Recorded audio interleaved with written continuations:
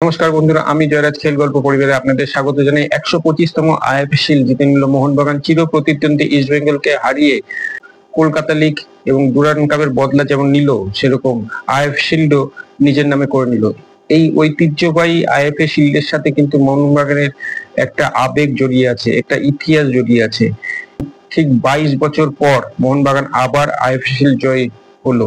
তো যাই হোক, খেলা কিন্তু বলবো যে তুল্যমূল্য লড়াই হয়েছে, মানে কোনো দলই কারোর থেকে পিছিয়ে ছিল না এবং খেলাতেও তার ছাপ পরিষ্কার দেখা গেছে।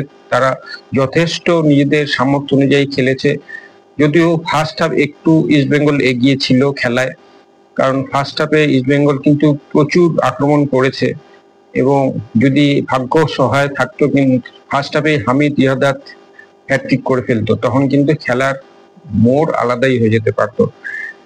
যদিও মোহনবাগান তার আগে 33 মিনিটে একটি পেনাল্টি পায়, যেখানে আনোয়ার আলী ম্যাকলারেনকে বক্সের মধ্যে ফাউল করে বসে।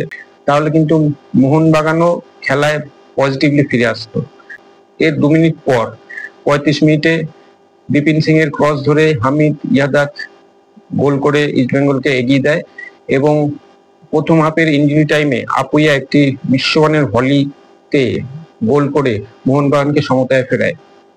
খেলা বিরতিতে যায়। বিরতির পর খেলা শুরু হলে দুদলই প্রথমে ধরে খেলে, বুঝে খেলে, কিন্তু এই সেকেন্ড হাফে আমি মনে করি ইস্ট বেঙ্গলের খেলা একটু হারিয়ে যায়। দুদলই বিভিন্ন টাইমে তাদের চেঞ্জেস আনে।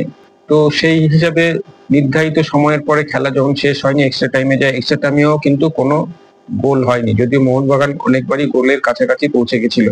এরপরে আসে penalty shoot out. Penalty shoot আউটে দুই দল প্রথম 3টি শট গোল করে সমর্থ হয়।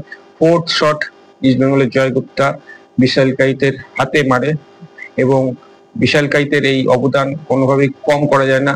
মোহনবাগানকে তিনি এই 3 কাঠির নিচে দাঁড়িয়ে বহু ম্যাচ উতরে দিয়েছে। এরপরে মোহনবাগানের লাস্ট শট নেন মেহতাব সিং এবং তিনি সেটি কনভার্ট করে আইএফএ শিল্ড মোহনবাগানের নামে হয়ে যায়। যাই হোক, আমাদের তো খেলা খুব ভালো লেগেছে, এই খেলাই দেখতে চাই। এই খেলা বেঁচে থাকুক ইস্ট বেঙ্গল মোহনবাগানের এই দ্বৈরথ।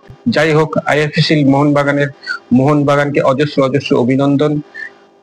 আর এইভাবে আমরা খেলা দুদলেরই দেখতে থাকি। দুদলই সারা ভারতে দাপিয়ে খেলুক, কেউ জিতবে কেউ হারবে, এটা তো আছেই, কিন্তু বাংলার ফুটবল বেঁচে থাক এই মোহনবাগান আর ইস্ট বেঙ্গলের মাধ্যমে। তো বন্ধুরা, আজ এখানে শেষ করছি। দেখা হচ্ছে পরের ভিডিও। আপনারা ভালো থাকবেন, সুস্থ থাকবেন, সঙ্গে থাকবেন, আর আমার ভিডিওটিকে অবশ্যই শেয়ার করবেন। টাটা।